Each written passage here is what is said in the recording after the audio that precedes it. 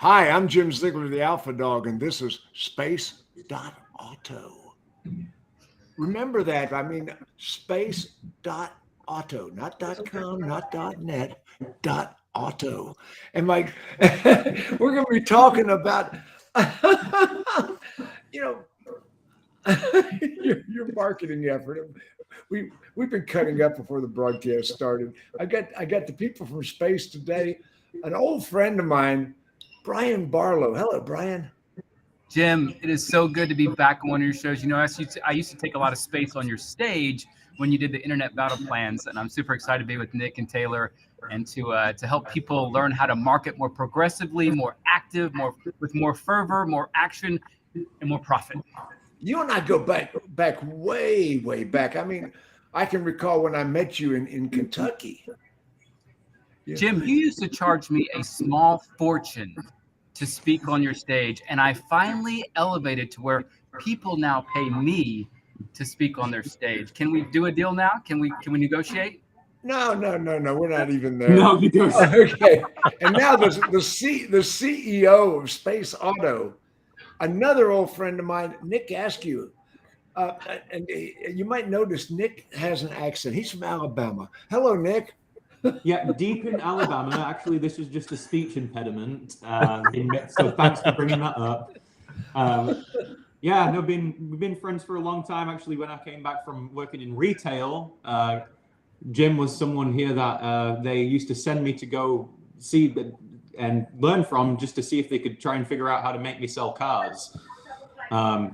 So apparently it worked, because I stayed working with them for a long time. But we had a lot of training under the Alpha Dog. And now you're the CEO of Space Auto. And by the way, our man Barlow is in an airport today. He's in Love Field in Texas. So if you hear people walking behind him and you hear announcements on the overhead, that's to be expected. And the entire brains of the operation. And by the way, Nick, you need to give Taylor a raise. My friend Taylor Bartholomew. Isn't he beautiful, Jim? Isn't he beautiful? Yeah. He's so pretty. You guys stop it. How you doing, Taylor? I'm doing fantastic. I'm really stoked to be back on your show and talking about all things automotive and technology. Well, I'm going to let Barlow open it up. What are we talking about today, Brian? You know, Jim, today is about the failure to launch. So many dealers, so many principals, so many GMs, so many GSMs. We forget what it takes to be innovative, what it takes to be progressive, what it takes to make big, bold decisions to move your dealership forward. I mean, Jim, you know this. How many GMs, how many decision makers get stuck in the day-to-day operations of their business, and they forget that the dynamics, the audience, the consumer, the technology, everything is changing around them, which is why I joined Space and Nick and Taylor, because we have a system that will make dealers so happy. When I first met you, you were already in advertising, marketing, dealers, and I got to say, your results have always been incredibly. You produced the customers, you produced the buyers, and it was always different than the price and the cars. I mean, you always had a theme. You always had what I call a promotion, professional motion. So in the idea of failure to launch, what do we need to do, Nick? What is missing in most dealerships? Well, I think at this point, you know, and we're in a lot in the advertising and technology space. And when I used to be digital director, there was always this push-pull between technology and your sales approach and marketing. And what we've realized as time's progressed is that the lines are completely blurred. Right. And we have so many fragmented systems. Our salespeople are in the CRM, our customers on the website. Someone throws a digital retailing suite. Oh, maybe a trade application and tool. And what you end up having is a bunch of disjointed conversations. And what we need to figure out is, how can we connect the very first time that a customer ever sees an ad all the way through to the making the sale.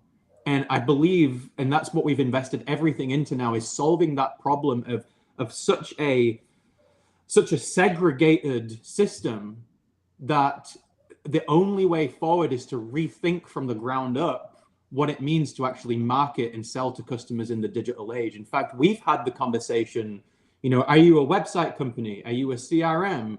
Are you a marketing agency? Well, the truth of the matter is that we have to change our way of thinking of those as separate entities and follow the customer from the beginning to the end.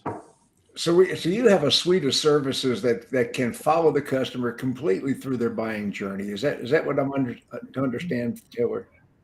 Yeah, it's not so much a website platform or digital retailing or any of these individual components, but we're really selling a complete sales funnel for dealerships, something that they don't have to, I always equate it to like really bad plumbing that I've seen out in the wild. It's, you've got a pipe and then you got some crazy adapter and some duct tape and then another pipe, that's what I see a lot out in the wild. And we're trying to solve that by just making everything very streamlined, talk to each other, and just make a suite of products that's not a bunch of fragmented pieces, but this really modular. Okay, a suite of products. You probably can eliminate some redundancy. I get the dealers out there now. Barlow can help me with this because Barlow's a new addition to space. You're eliminating a lot of the vendors. Is that what I'm seeing here, Brian? Listen, there's a lot, there's a lot of waste in the dealership spend in the budget. There's a lot of redundant vendors. I mean, absolutely. And there's no one accountable. Like, we don't hold the vendors accountable. There's this, everybody knows that dealers spend the most money in every single market in this country, and there's no one holding the vendors accountable. And really, should they? Yes, they should. But what if there was a system? What if there was a formulated system, a very prolific system that eliminated having to have an agency, having to have a separate CRM, having to have an inventory management system, having to have all these third-party lead generators? What if there was one formulated prolific system that started at the beginning of the consumer looking at your stuff, looking at your inventory, and ended with the consumer signing the deal and you making profit on the deal? What if there was one prolific system? Okay, Brian, what I'm seeing here, I go in dealerships and I talk to hundreds of dealers a month. I go in a dealership and all the managers have their heads down in three computer screens with three different vendors on three different screens, and none of the vendors talk to each other. No. And you're missing unity, you're missing consistency, you're missing innovation, you're missing accountability, you're missing time. And then at the end of the month, you're like, hey, how come we didn't sell as many cars? Right? Yeah, absolutely. What if there's a prolific system that took out all the bad stuff and implemented all the good stuff and allowed you as a general manager or you as a decision maker to focus on what you're good at, and let the marketing and the innovation and the genius of what Nick and Taylor have produced, let that play out? Let that be accountable? Let that be the system? Oh, now we're talking efficiency. Now we're talking profitability. Now we're talking organization. And now we're talking that we can sell more cars in inventory. Okay, well, if a dealer signed up with Space right now, Nick, what would be the first thing that would happen? The first thing that would happen is we can't start anything until we sit down and we actually understand where they're at today. I think one of the biggest problems with vendors pitching and selling a product is that they spend all of the time saying, hey, look at our features. This is the right way of selling a car. Well, actually, the right way of selling a car might not be exactly the same for every dealership and individual customer. I think that's why flexibility in those things are so important. So we do sit down and we understand what the dealer's doing today, what their wins are. We're not trying to get rid of things that are actually successful already for the dealership. We kick off and we find out what their processes internally are and look for areas of efficiency. That way we can come up with a strategy that works for them. And look, one of our core values is that there's room for all of us. We do replace a lot of vendors. We replace a lot of tools that people plug into their website. And although we can do that, if they are working and have a great relationship with dealer.com, we're modular enough to where we can help support that. Yes, we have one system and we have a suite of services that we can provide with that. But part of being a great person in automotive is that we could, and a great professional is that we can integrate with other people, and we're here for the automotive community as well. So anyway, with that, we'll find out what's working and we'll adapt to make sure that they have what they need from a sales and marketing perspective to be able to functionally do well at their job, and we can make things more efficient. We can, provide them more opportunities to do business, and just help reduce the noise in between the person wanting to buy a car and the person wanting to sell it. Yeah, failure to launch. What exactly does that mean, Brian?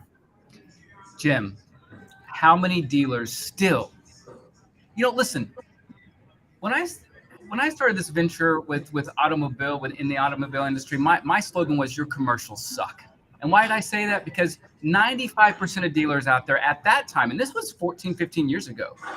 Television and newspaper were still the main sources when I first met you. And newspaper was starting to fade away. And newspaper is very important today if you're training a puppy. Right. You got to have it. You to poop on the carpet, right?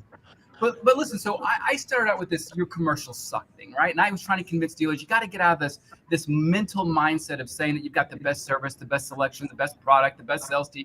We're family owned, we're locally owned, and get out of that mental mindset of thinking that's going to be an effective protocol to your message. What I loved about Nick, Nick and I started talking months and months and months ago. What I loved about Nick is his heart and his passion to actually help the dealer. He's like, Barlow, listen, before we do anything, before we sign on, before we launch a dealer, I have to know where they are. And I know they want to sell more cars, but I have to know here. I have to know what's inside. I have to know what's in the heart and the soul of every local dealership that signs on with Space. And then when we understand the dynamics of that, then we can build an effective, efficient, organized, systematic, prolific platform that will help them engage their local buyers, put them in a funnel that is consistent, unified, all the way from the beginning of the search to the end of the deal. And I had zero intentions of getting back full scale into the automobile industry until I sat down with Nick and I saw the code, I saw the strategy, I met with Taylor, I saw the overall big vision. Oh, it's innovative. It's different. I'm telling you, it's not like it's a game changer. It's like nothing in the industry. Nothing in the industry is even close to this. Right. Nothing. So yeah, I fully agree with that. Now, will you give if a dealer was to call you or go on to space.auto right now, is there a way that you would do a complete marketing analysis for these guys and maybe a no charge analysis? Is that asking too much? Jim, go ahead, Nick. No, go ahead.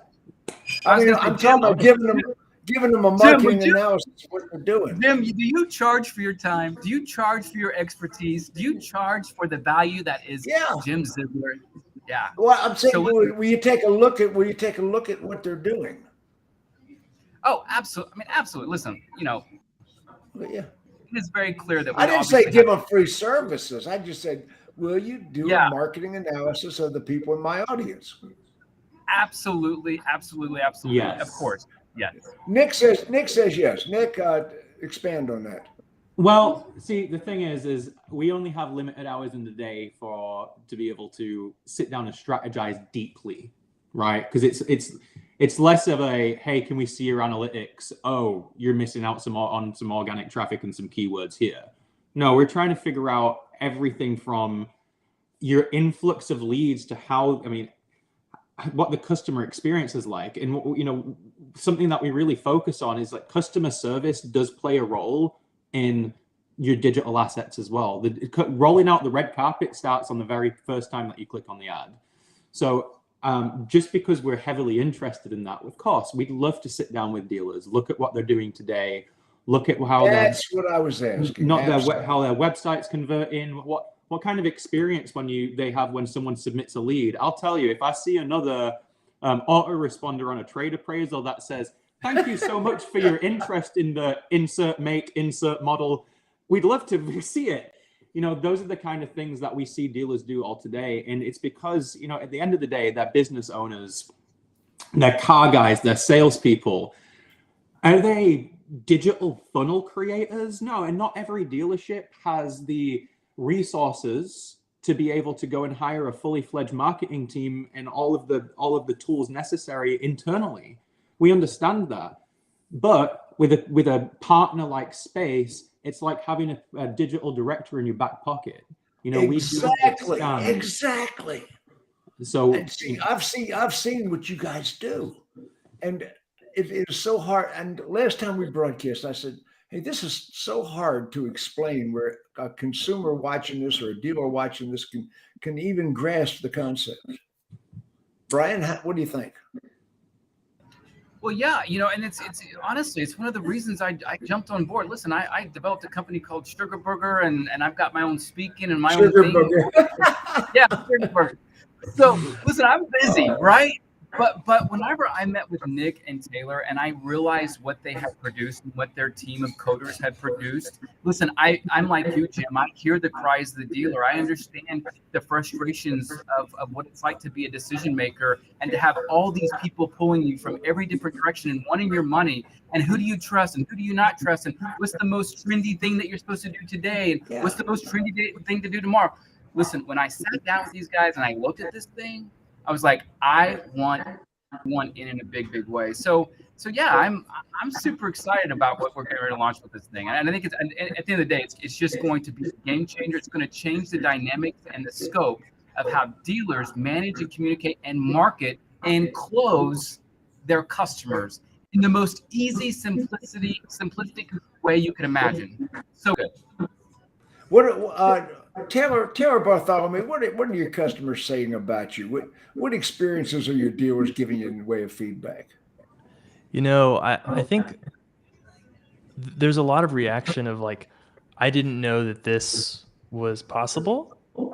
You know, that they're so used to being, and I don't want to, you know, put any other vendors down, but they're so used to having this certain level of experience with their websites, soon to be their CRMs, all these different products and services they have. They're not used to being taken care of on that level. And I think maybe it can be suspicious at times, but like the way that we come into this marketplace is, you know, our thing is that we just really take care of people, and then we really just want to solve their problems really well, because that's how we're going to make a splash in this industry, right? And so I think these dealers are coming onto our website platform and be like, man, like I can call my pro marketer and talk to them on the phone and tell them that this thing on my website needs updating right now, and they're just going to go handle it. I don't have to go through 2 hours of support calls or whatever. So I think there's a sense of care. There's a sense of I am getting more than I thought possible.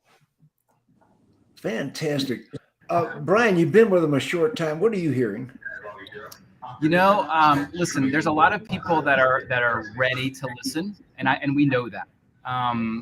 There's a lot of people that are probably a little bit skeptical, and that's okay. You know, anything that's innovative and new, it's okay to be a little bit skeptical. Here's the deal: for anyone that's out there that hasn't had a website that's been revamped, rejuvenated, redone in the past 12 to 18 months, it's time. You need to. Technology has changed. SEO has changed. The way Google and search engines look at your website, your business website, it has changed. So my suggestion is, let us do your website right now. The website is the first one of the biggest tools into this whole system that we've created. We can make dramatic change in your website instantly. That's number one. So if you're wanting to test the waters, what a great way to test the waters of this new system than allowing us the chance to prove it almost immediately once we take over your website. That's what I'm hearing, and that's what we're suggesting at this point with our prospects. That would be stage one. That would be stage one. Yeah, and Nick could probably go into more detail, or Taylor more detail on that. Okay, yeah, stage one. Nick, jump on that. Well, stage one, you know, it's kind of like can you change and can you build Rome in a day? Not necessarily. And for dealerships, you know, unfortunately, and as much as I'd love to figure it out and sell it, there's not a magic pill for a dealership.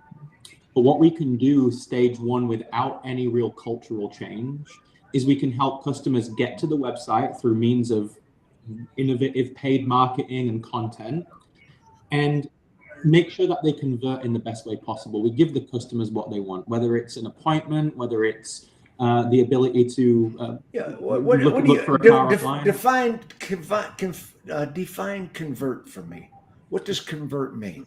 Convert means a lot of different things to Yes, it does. People that you ask, there's a couple of different, you can say that for every action there's a conversion. Do they convert from being an audience member to an engaged person? Do they convert from being an engaged person looking at inventory on your website to a lead, and then to a sale, then to a service customer? Did they click? Did they fill out a form? Did they do an action that you asked for on the website?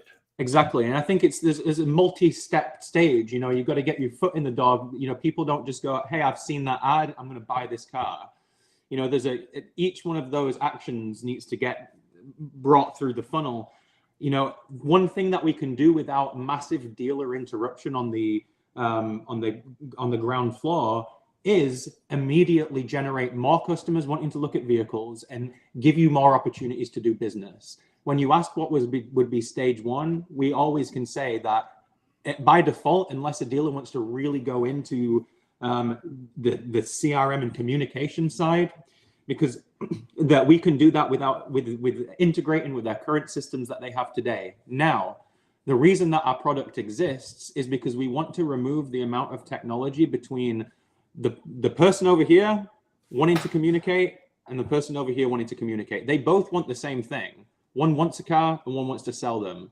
And the amount of times that we can be able to help a dealer just be able to set themselves up for the entire communication is our end goal, but that doesn't mean that we can't step there. And I think we've spoke about this before, Jim, our sales tactics are, as altruistic as they might sound, and dealers might not believe us, but sometimes them signing up for all of our products at once might not be the best thing for their business goals. They might just need a quick, sudden influx of opportunities to be able to help them get through the next quarter. And I think we've got to realize as vendors and partners to the dealership that we can't just say that and then go try and sell them everything without truly understanding their business. Even short-term needs are just as valid as long-term goals. So I think sometimes those stages and those steps might be different because the dealer might be struggling in a very particular place, and it's up to us and it's our responsibility to really look at what they're trying to achieve and serve them right. I'm going to say this right now. Dealers don't need to sell more cars. I mean, the fact of the matter is they need more cars to sell. Yeah. And so what other things would we be marketing for the dealers today, Brian? Well, I think the biggest thing for dealers right now is just identifying who they are and what they're about and how to engage. Staying in front of the consumers. This is going to end. Yeah. Yes. Yeah. I mean, we're in a very difficult time in this country from an economic standpoint, from a political standpoint, and not to get on that tangent, but how difficult is it right now for the dealer just to even envision and make decisions, not for next month, but for 3 months and 6 months and a year from now, because the dynamics of the market is so volatile, it's always changing. So the market is volatile. So I think now more than ever, you have to understand exactly who you are. What are your why buys? Why should I buy from you than the guys across the street? And then hold true to that. Be true to that message. Understand that's who I am. That's what we're about. That's how our culture is created. Build your message and your entire system around that, and then attack. And here's what happens. Here's what most dealers do.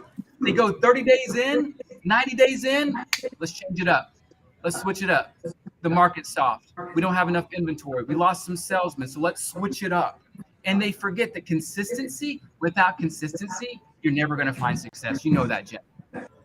Well, you got to stay in the market, and so many dealers are getting out of the market because, well, we have no inventory. We can't get technicians to do the service. There's all sorts of excuses for not continuing their marketing effort. Is this what you're experiencing? Yeah, Nick? let me jump in there real quick. I think it's really important to reframe that way of thinking, because it's not so much about how many vehicles that you need to sell, but how much money does it cost you to actually move that vehicle? and how can you actually reduce that cost and create more profit? Because if you have Cost less per vehicles, sale. Cost per Yeah, sale. exactly. So what we're seeking to do is add a level of visibility on the entire sales funnel. Right when someone engages with an ad, they come to your website, they start talking to a salesperson.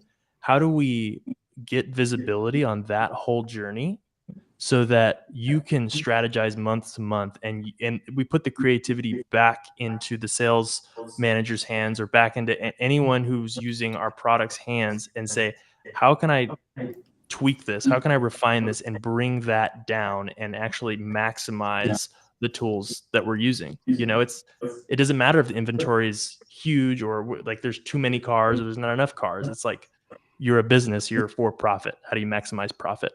Knowledge, information, data. What do you think, Nick? Well, I think it's funny that we always think about, you know, the numbers are thrown around of cost of customer acquisition. And the reason that we've chose to be full funnel is because it's not just about how we can get someone, what kind of lead, cost per lead we can get, or cost per customer acquisition turning into sales. If you think about this, you know, last time I went mystery shopped, I went to a dealer, and I'll never name who because we're here to help them. They're a client now, and we're working on it. So, but before they were a client, I mystery shopped them, and I put in a trade appraisal online. And I got in there for my appointment. This was just an online third-party tool. Went into the dealership. He had me fill out a paper trade appraisal tool on a piece of paper. Have you smoked in it? Have you ever been in a wreck? Walmart dings, all those kind of things. He then took this piece of paper to his manager that probably makes $250,000 a year, and he hand typed that into VRO. And now you've got three parts of the customer information. You've got a guy that's making $250,000 a year hand typing in this. How does that play into your cost of customer acquisition? How does that play? Because it does. And everyone wants to tote this NADA number of this is how much you should spend on customer acquisition. But I guarantee you that guy is burning cash, and these processes are burning cash. So we're really here not to be seen as an agency, even though we're part of that funnel, right? We're trying to create something that the communication system, no matter if it's mass communications like marketing, or me just talking to Jim here, trying to sell him whatever I think Jim drives, I'm not going to guess. And definitely not a Volvo. But I think he's got one of those private. I bet he has one of those private airplanes, those singular private airplanes that no one has in America. I bet he has one of those. But all of those things are valid. All of those things cost a dealer money. And like Taylor's point here, what we're trying to do is help them run their business in a way that increases efficiency, reduces cost, and then also gives them better ways to be able to drag customers, not just get customers into the funnel, but drag them down it and turn them into income producing opportunities. They're businesses, and we can help them run. Fantastic. Taylor, what is your take on what we're talking about, cost of acquisition? You know, I mean, there's so much. I think that there's a sense of like dealers don't know what they don't know, right? And I'm coming from outside the automotive industry, you know, and Nick and Barlow have been tremendous guides through this industry, but I'm coming from like the more general technology environment where I'm used to very competitive places where there's people that are desperately trying to solve these problems better and better and better. But when I came into this industry, I noticed that there wasn't enough innovation happening. And what I think that's actually resulted in has fallen on the backs of the dealers, because they're not being given the tools that they need to succeed. They are being given tools that can be sold to them.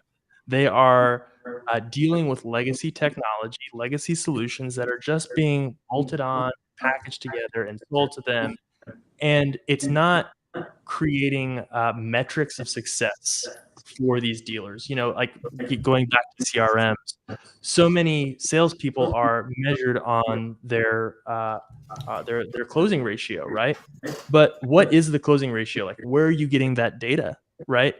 But the thing is a lot of these salespeople know It's all that that's the reliant case. on what you put into the CRM. Exactly. And I went to a bunch of dealerships with Nick. Nick took me to a bunch of our client dealerships. I talked to floor salespeople, sales managers, and they all said the same thing about the CRMs: garbage in, garbage out. And I'm sure there's a lot of people out there nodding their heads.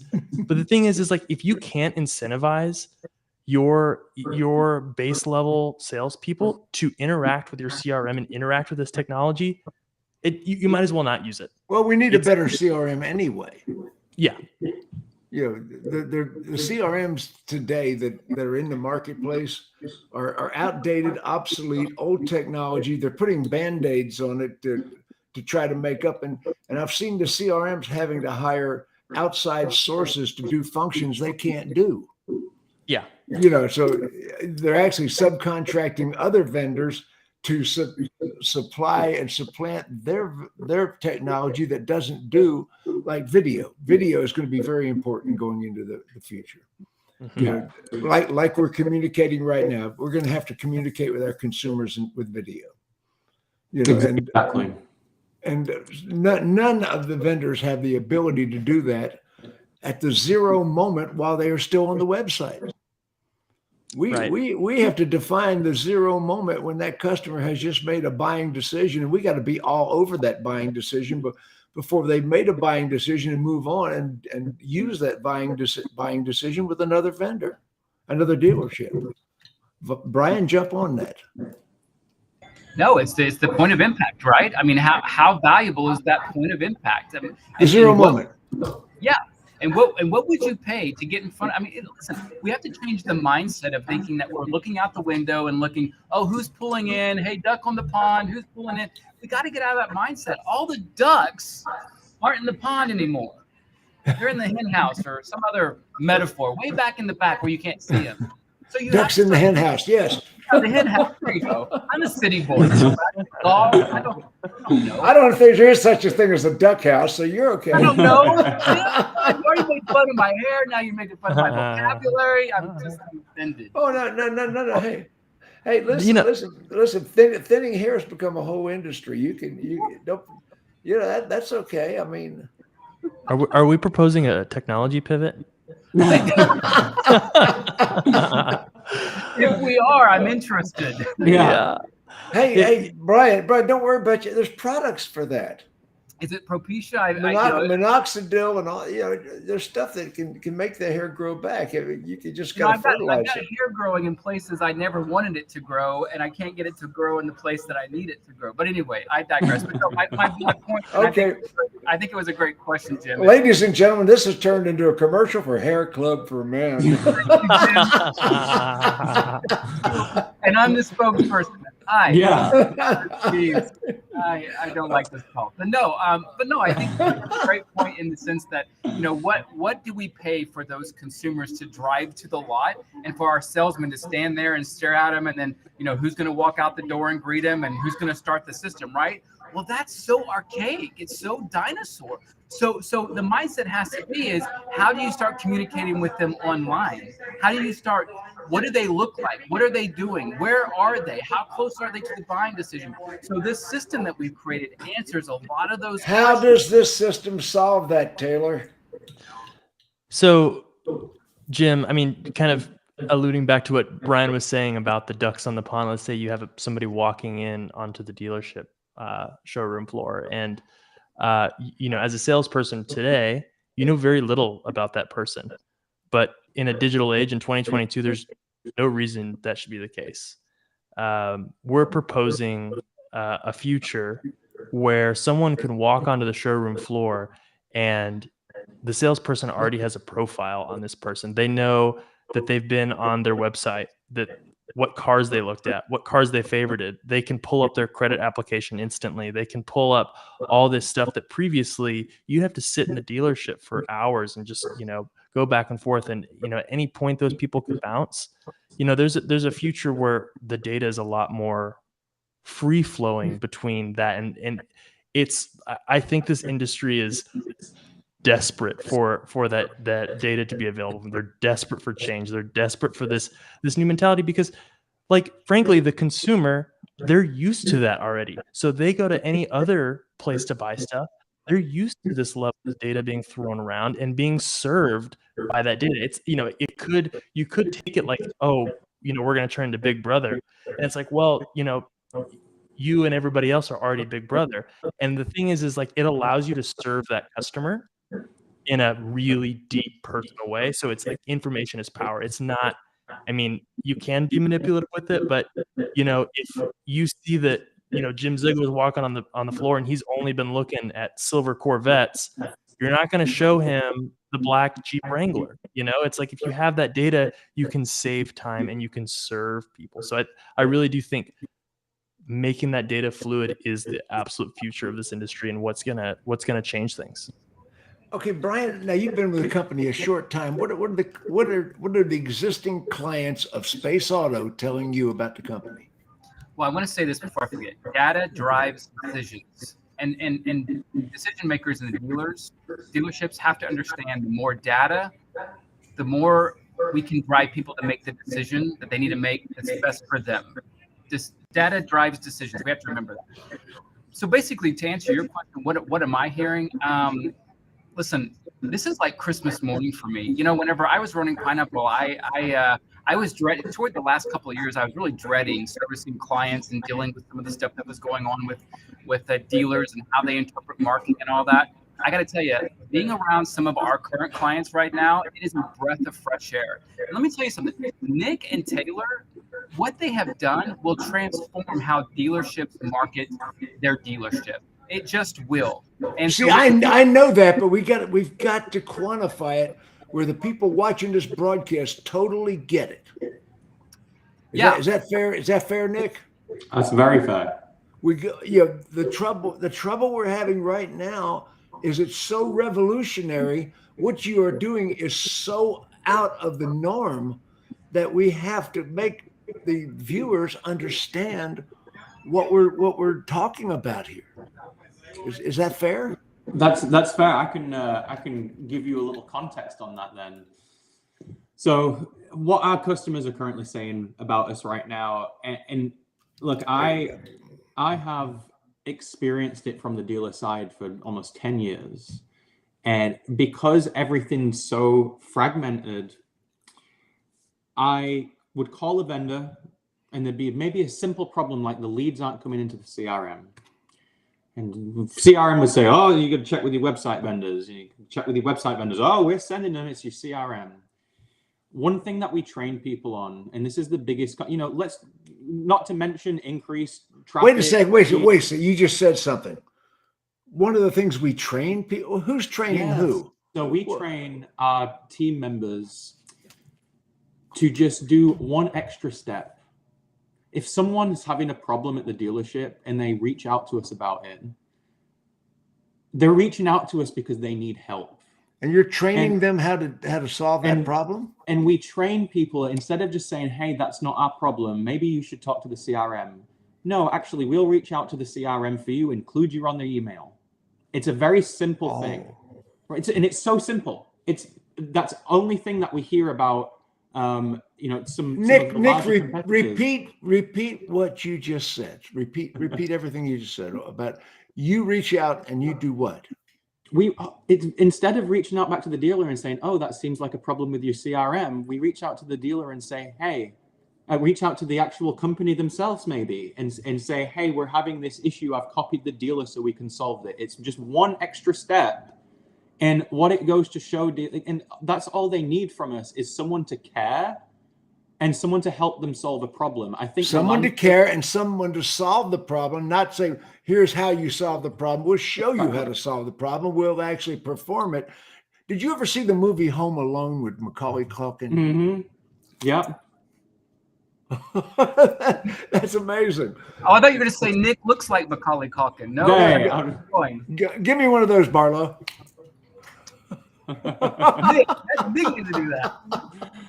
So yeah, that's a big thing. And it's very small to us, but what we're just trying to do is be on the other side to where you can call us and we can help you solve those problems. I think technology in general, not even in the dealership world, is an absolute minefield of surprises and things that they don't understand. And all we're here to do is help tie those things together and make that customer journey from beginning to end just a pleasant experience. Is there a phone number someone can call Yes. to discuss this with somebody?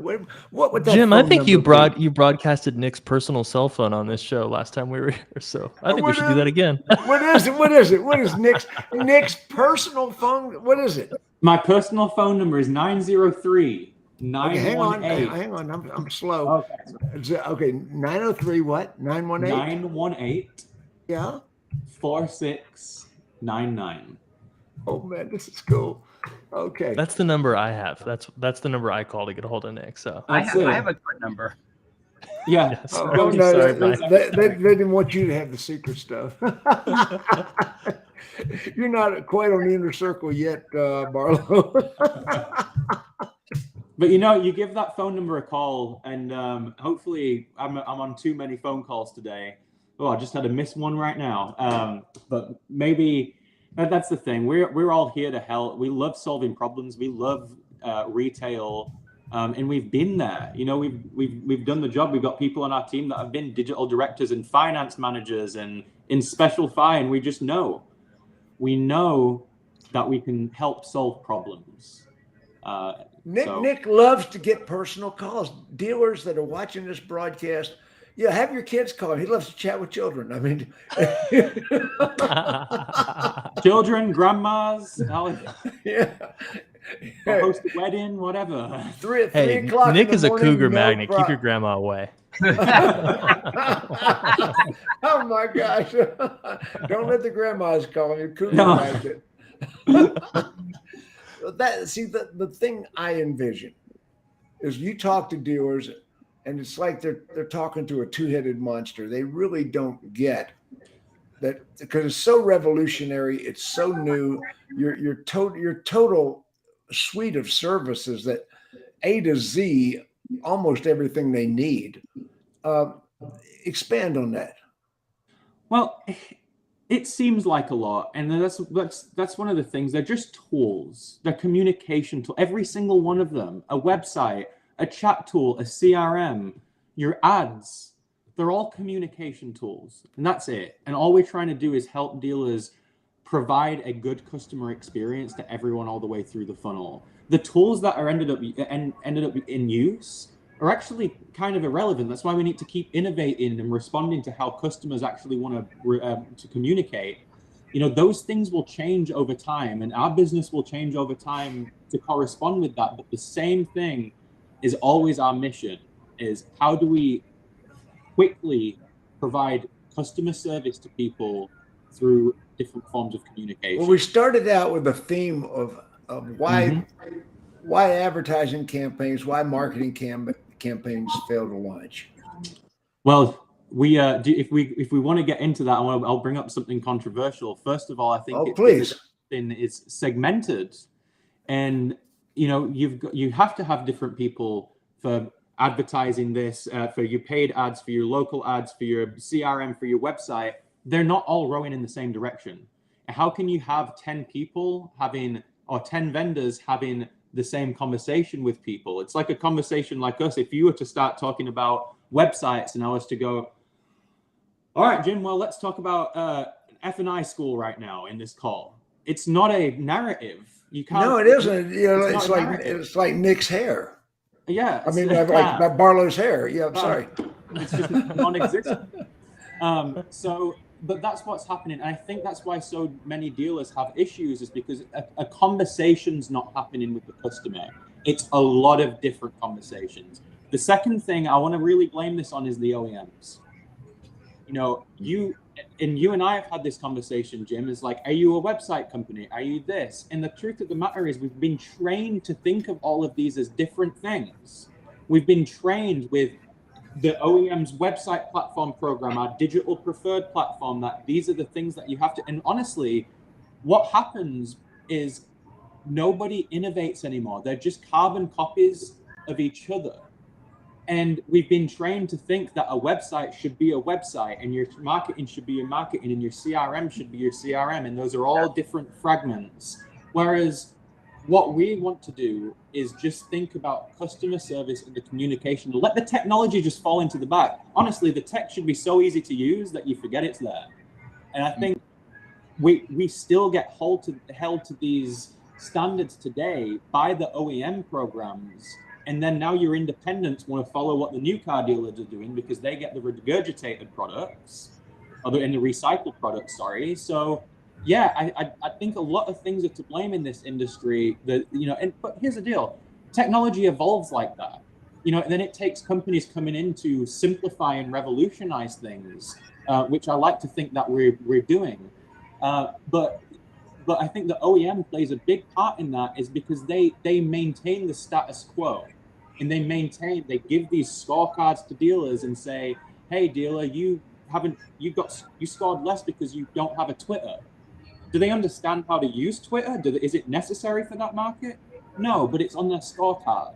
So these standards are being given by the OEMs. And the OEMs don't understand themselves. They don't understand. They have no concept how to sell cars. Correct. They've tried it. It's also in the extremely past. prescriptive. It's like, what Nick was saying earlier is we meet with our dealers and talk to them and understand their business and their problems and what they're trying to achieve, right?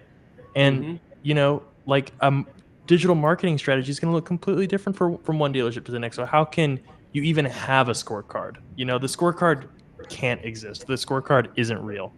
It's an individual. You can have an individual understanding of a dealership's business goals, but the scorecard, it's snake oil. It's a product itself. Yeah. Ryan, jump in on that.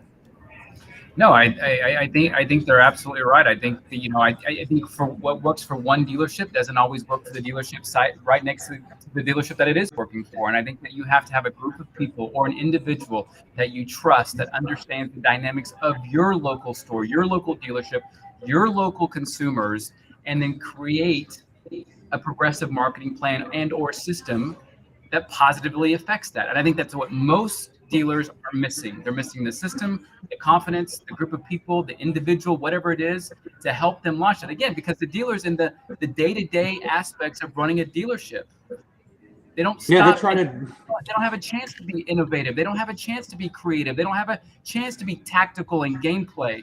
You have to have a system or a group of people or an individual that can give you that you trust and allow them to do what they're good at. And here's the thing: there's very few people or groups or systems that are good. There's good. I mean, there's decent, but good. Well, what I was asking earlier, and when I said if a dealer called you right now, you would tell them what you could do for them. You would give them a pretty fair analysis of how you could help them. Is that fair, Nick? Absolutely. So that's what would you do in that case? The dealer says, "How can you help me? I saw the broadcast Space.auto. What would you guys do to help my dealership? What would you look at? What would you say? That's what I'm asking." Absolutely. Well, first we'd find out how you're best suited to sell cars. Do you have a great in-house sales team? Do you like phone calls, internet leads? Where is your strongest point for us to be able to serve you with opportunities? We'd probably look at their marketing message, their own analytics, and figure out exactly what they're successful and unsuccessful at. We'd look at areas in their market, and we'd craft a plan that would provide them with paid marketing, some in-house content that lets them, shine as an individual, not just with stock imagery and content that have been copy and pasted from the OEM. And we'd help generate the traffic and land them somewhere that connects and converts. And we'd also help them make sure that their messaging, their systems in place, if they wanted to go with our system and our CRM, we'd make sure that they had a place to be able to respond to these individuals, and we'd go full funnel with them and wherever they needed for us. So like I said, we'd go into a big research mode with them, find out exactly what they need. We generate them more traffic, help them tell their story better, and build them some technology to be able to support that. The last time we did a broadcast, you had two dealers with us. Yes. And one of the dealers was one of the dealerships was a small rural dealership, and the other one was an outskirts metro dealership with pretty high volume. So you're doing business with a lot of different demographics of dealerships. Bring that into perspective, Taylor.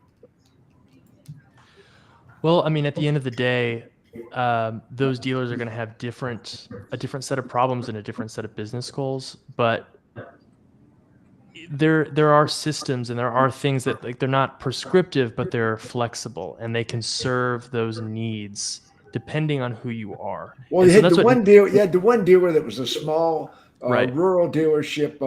Probably sold 40 cars a month on their Right. best month. And then you had another 250 unit a month dealership. So you had two different demographics, metro. So talk to me a little bit more about the different types of dealerships and how you would serve them. Nick, you might actually be a little bit more equipped to answer that since you're on our paid marketing side more. Yeah, so it's like I said earlier, every dealership maybe needs something different from us, and there, as well as them being in different markets and different sizes, they might also be in different parts of their life cycle and their own journey of building their store. So we work with everything from OEM dealerships to individual, rooftops of dealer groups to buy here, pay here's, and realistically, they all have. So you've got independent dealerships you're yeah. working with as well as franchised.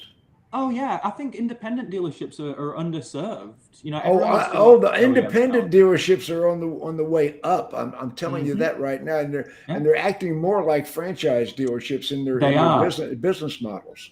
And that's what we're seeing a lot of right now. And look, we work with some very large dealer groups with 40 rooftops and be able to help them solve technical problems. But what we're seeing a massive surge of is your rural buy here, pay here that wants to start taking things seriously.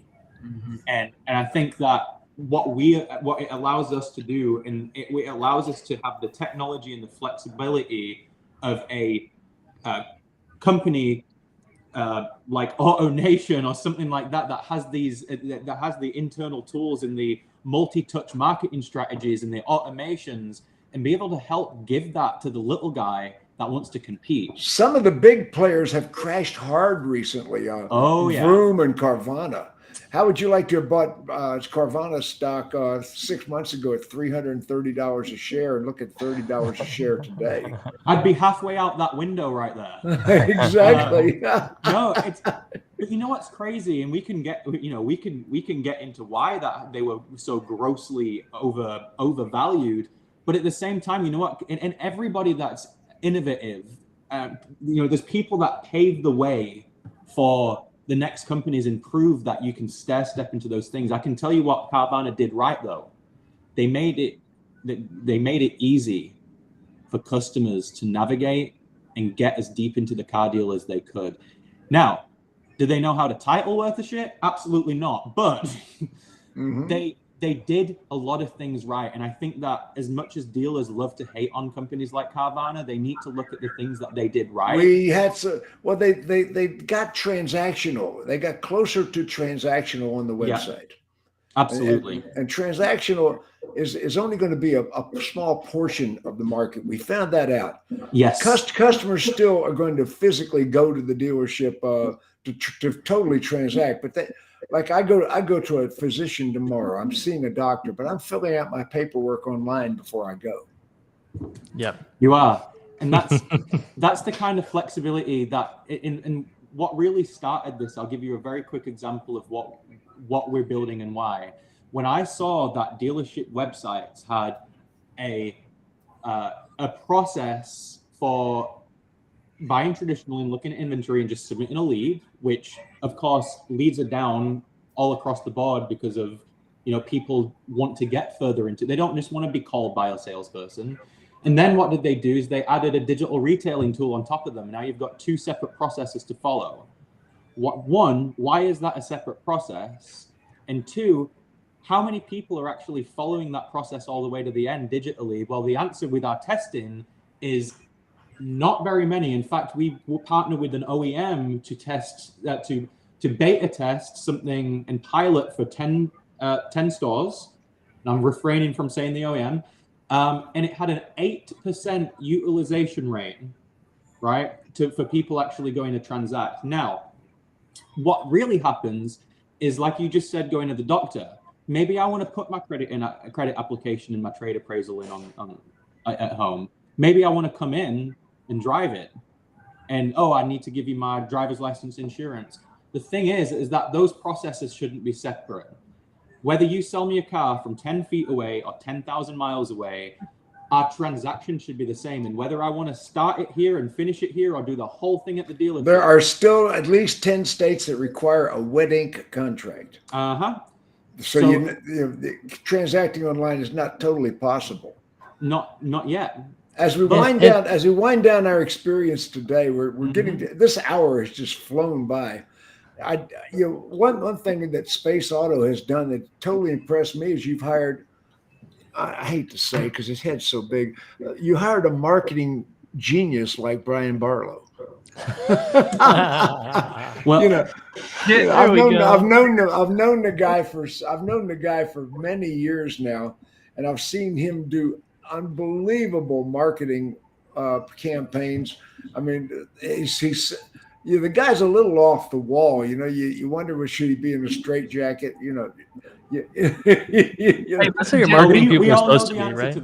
Well, Tim, and I've always told you and your audience, I've always told them this: if a guy or a girl shows up in a business suit, a tie, a blouse, a nice jacket over if they show up trying to sell marketing, run away fast. You've got to have youth.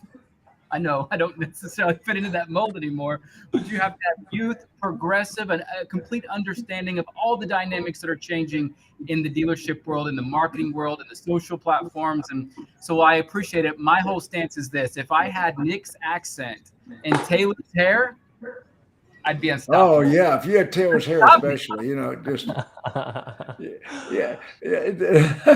As we wind down, what is the last thing we need to say to this audience today? To a call to action. Call Nick.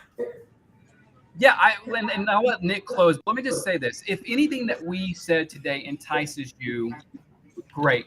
Call Nick. You got his number, 918-4699, area code 903. Call Nick, right? But here's the deal. If you just want to test the waters, we do have products. We have SEO, we have paid marketing, we have website platform rebuilds before we get into the CRM and the entire system that we've created. If you just want to test the waters, let us prove our worth. Listen, you deserve results. At the end of the day, your money matters, your dealership matters, your inventory matters, your consumer matters, your salespeople matter. Website rebuild. Tell me about website rebuild. We got 3 minutes. Taylor. Yeah. When you say website rebuild, you mean? I don't know what he means. He said it. Yeah.